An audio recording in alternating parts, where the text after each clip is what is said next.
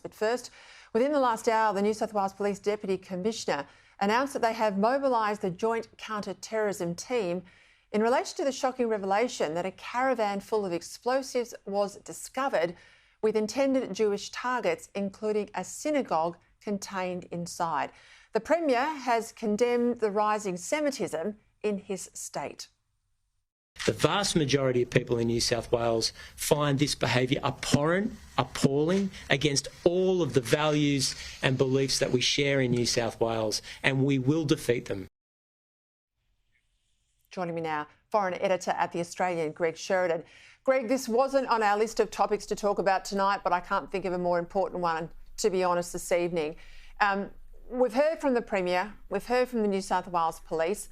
It appears this was discovered 10 days or so. We only know about it now from the Daily Telegraph's perspective.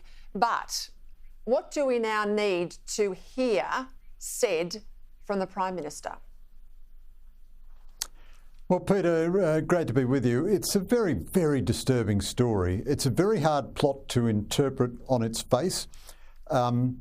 It could be a plot that's gone wrong and they've abandoned the explosives. Somebody might have left the explosives there with a note in order that they be discovered and create terror amongst the Jewish community. It's a continuation of this stubborn, persistent, determined, vicious anti-Semitism that we're seeing. Now, as you know, Peter, I think all along the Albanese government hasn't had a clue what to do about this. I think they certainly want the crisis to go away now. They'd do anything they could to get out of it, except the things that they need to do.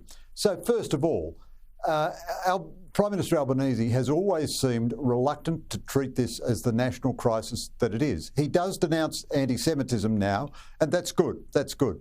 But he ought to hold in person a national cabinet meeting with every chief minister and premier from the left of the Labor Party to the most conservative National Party to make a full statement to the nation that we utterly denounce this behaviour. We love and support and endorse our Jewish community. Secondly, he should hold, as the opposition had demanded, a proper judicial inquiry. Why not a royal commission into anti-Semitism on our universities? This is one of the great engines of anti-Semitic hatred in our society. And what an irony that, you know, fabulously funded institutions which get billions upon billions of dollars of government money and which are meant to be centres of liberal inquiry are spewing the most disgusting, historic, ancient hatred our civilisation has known. Now, if anything is worth a proper royal commission, it's this. And it doesn't matter if it takes a little bit of time, because it's taken a long time for this to build up. And then he should take some lessons from Chris Minns, who has been the only Labor adult throughout this whole crisis. And Albanese has never understood that there is a worldwide crisis of anti-Semitism. There is an Australian crisis of anti-Semitism. We've never had anti-Semitism like this before. And he has to treat it as a first-order crisis, a first-order measure of government, not something that he just tries to slide away from and hope goes away. And more, Greg, it's terrorism, it's potential terrorism threats, it's potential terrorism attacks, it's terrorism assets being developed, if that's what this caravan is. I would want to know that the opposition is being briefed, because we're about to hit an election campaign. They are distracting in the extreme for political parties, for governments, for opposition. There could be a change of Prime Minister, a change of the apparatus. And I want to know that both sides are being given the courtesy of knowing exactly what's happening out there on the ground. Should there be a change of government, that the new incumbents can hit the ground running, that we can be similarly protected.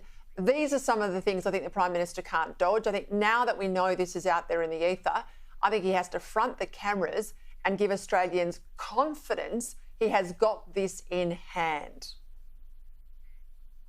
Yeah, I agree with you, Peter. I mean, a couple of things about that. I absolutely agree. The opposition should be briefed. This ought to be a big national bipartisan project. Now, I don't want to get into the bad books of the ASIO Director General, Mike Burgess, again, But it does underline the unbelievable foolishness of his comments a few months ago that supporting the ideology of ISIS was okay. Mike Burgess certainly never said supporting anti-Semitism was okay, but giving some rhetorical support, not supporting the ideology, giving some rhetorical support to Hamas was okay for someone wanting to come into Australia. Whereas we know at the heart of Hamas ideology is profound, deeply instilled, putrid anti-Semitism. And that's not okay. That's not okay for anyone coming into Australia. The Albanese government is very upset if you suggest that their foreign policy has contributed to this anti-Semitism. But undoubtedly, one aspect of contemporary anti-Semitism arises out of the excessive demonisation of Israel.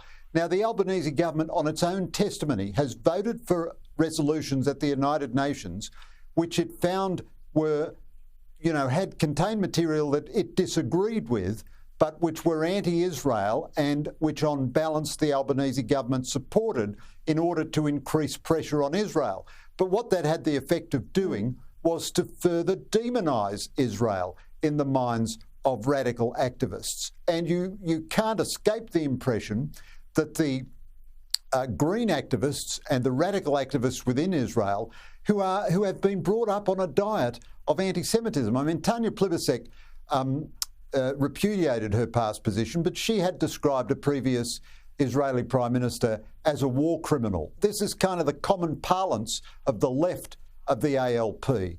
And you have to repudiate this in the way that Bob Hawke repudiated unilateralism and equivocation over the American alliance. You have to change the Labor culture and change the national culture now that we've sunk into this swamp of anti-Semitism, and they can't do it.